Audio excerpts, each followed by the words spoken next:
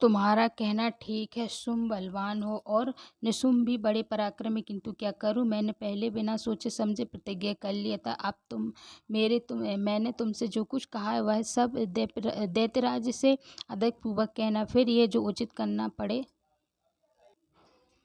छठा अध्याय आरंभ। धूम्र लोचन और पद। ओम ऋषि उवाच। मैं सर्वज्ञेश्वरी, मैं भैरव के अंगों में निवास करने वाली परम युक्त पद्मा देवी का चिंतन करता हूँ। वे नागराज के आसन पर बैठी है। नागों के फणों में सुशोभित होने वाली मणियों की विशाल माला से उनकी देह का उद्भासित हो रहा है। सूर्य के समान उनका तेज है। तीन नेत्र शोभा बढ़ा रहे हैं।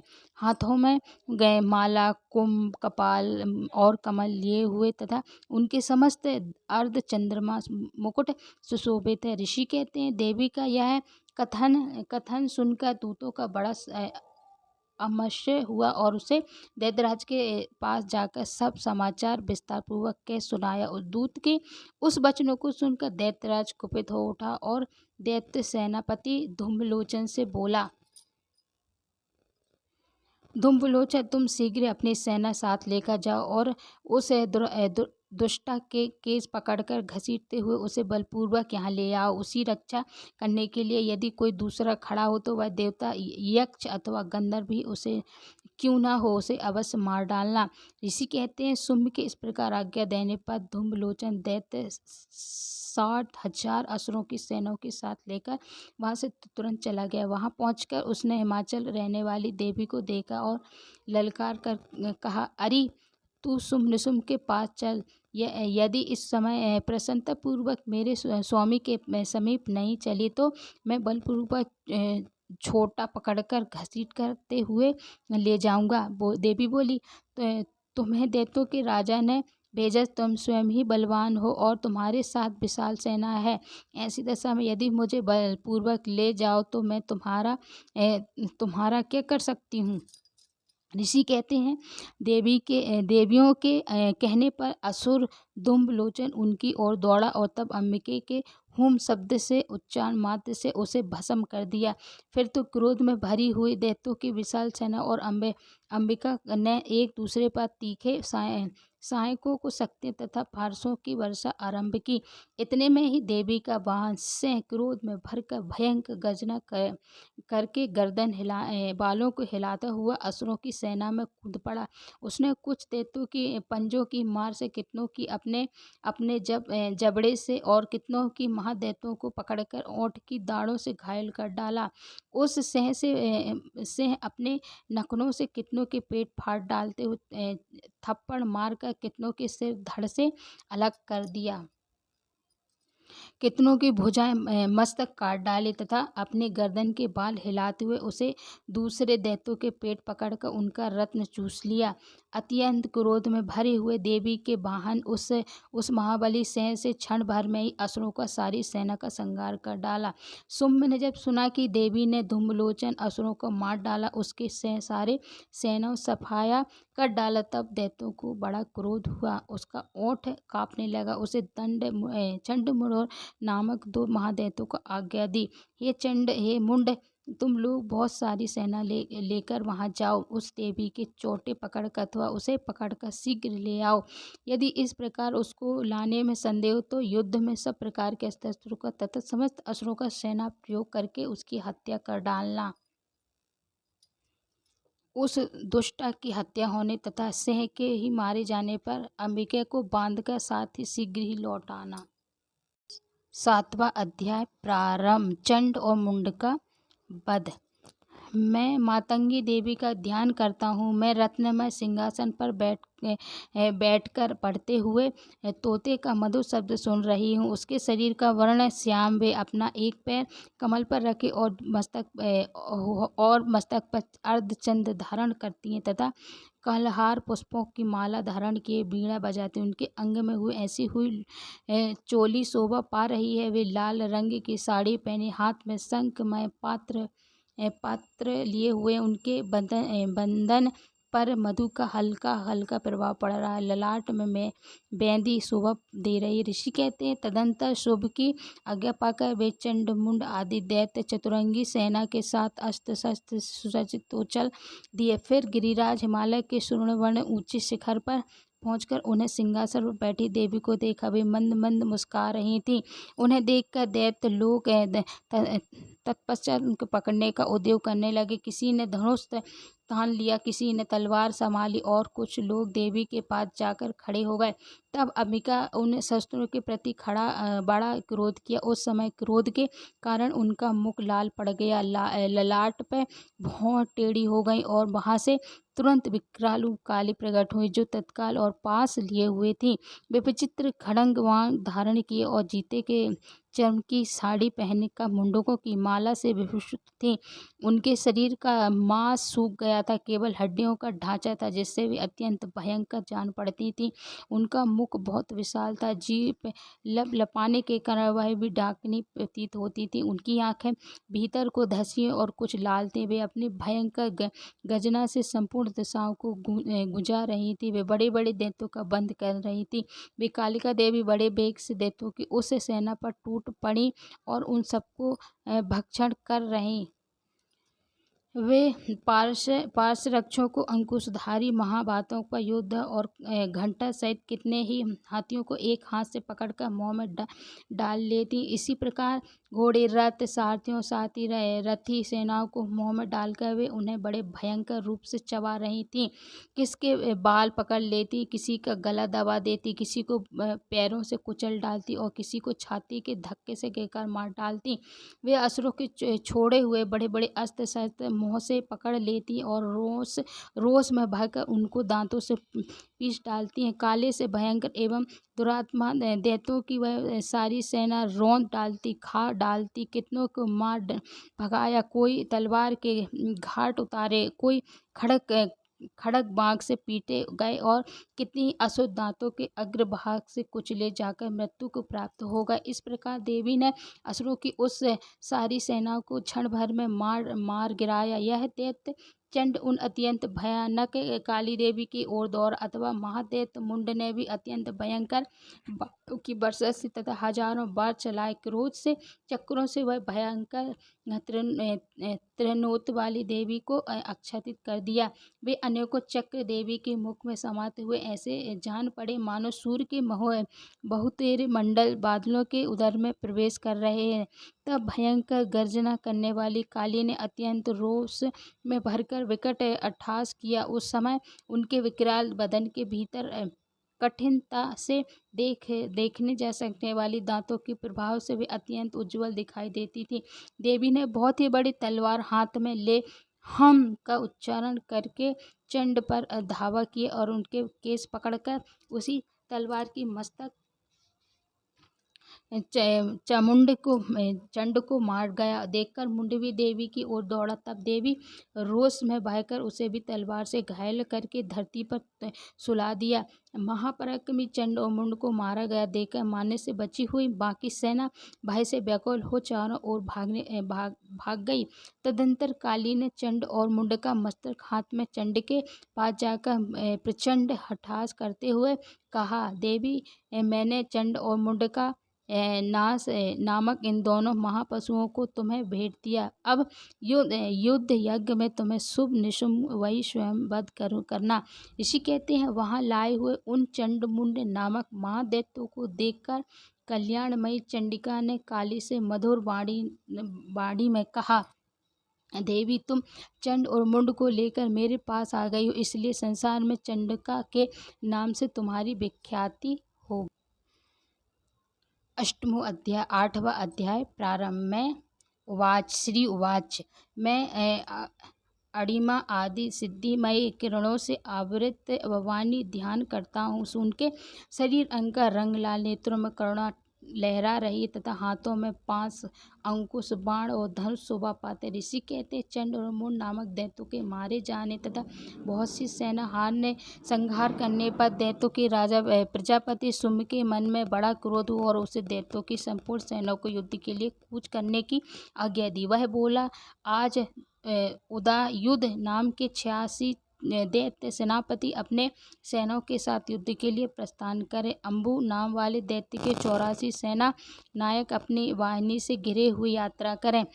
50 कोड़ीवीर कुल के और 100 धौम्र कुल के असुरों से सेनापति मेरी आज्ञा से सेना सहित कूच करें।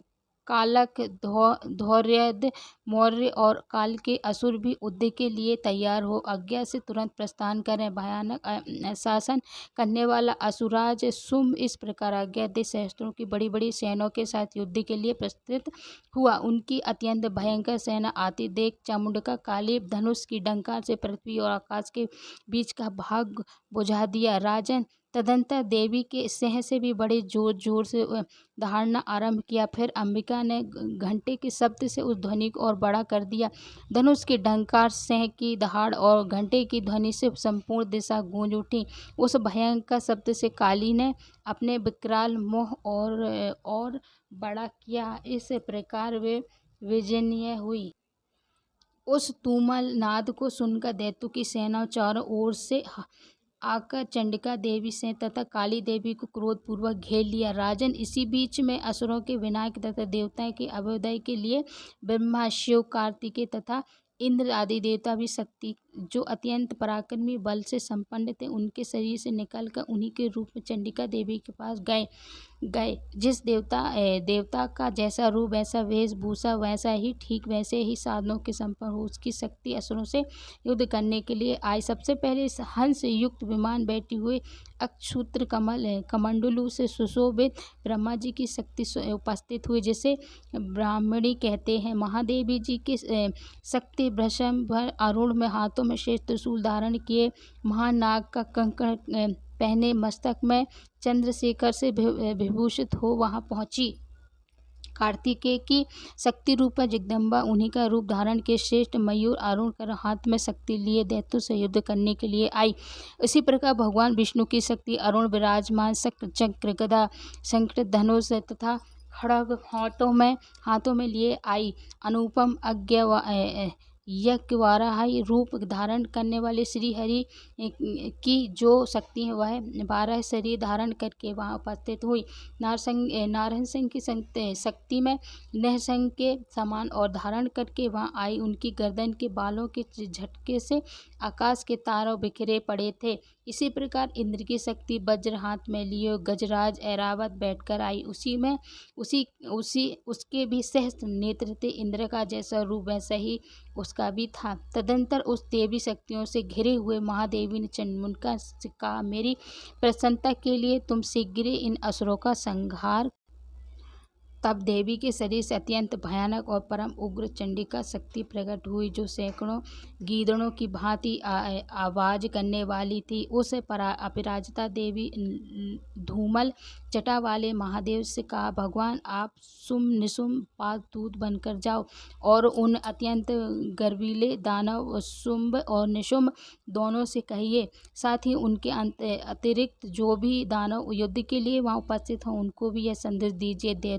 तो यदि तुम जीवित रहना चाहते तो पाताल को लौट जाओ, इंद्र को त्रिलोकी का राज्य मिल जाए और देवता यज्ञ भाग भोग करें। यदि बल के घमंड में आकर तुम युद्ध की अभिलाषा रखते हो तो आओ, मेरी सेवा योगिनी तुम्हारे कच्चे मांस से तृप्त हो चुकी है। उसे देवी ने भगवान शिव को दूत के कार्य में नियुक्त किया, इसलिए वह शिवदूती नाम से संसार में विख्यात है। वे महादैत्य की भगवान शिव के मुँह से देवी के वचन सुनकर क्रोध भरे हुए वहाँ कात्यायनी विराजमान थी, उस ओर बढ़े। तदंतर वे दैत्य सर्ग बहकर भी देवी के ऊपर बाण शक्ति सृष्ट और अस्त्रों की पृष्टि करने लगे। तब देवी ने खेल खेल में ही धनुष की डंकार की और उसे छोड़कर बड़े बड़े बाणों का दैत्यों के चलाते हुए बाण शूल शक्ति और परसों को काट डाला। फिर काली के आगे होकर शत्रुओं को शूल के प्रहार से विदीर्ण करने लगी। खड्ग बाण से उनका कचूमर निकाली हुई रणभूमि पर चलने लगी।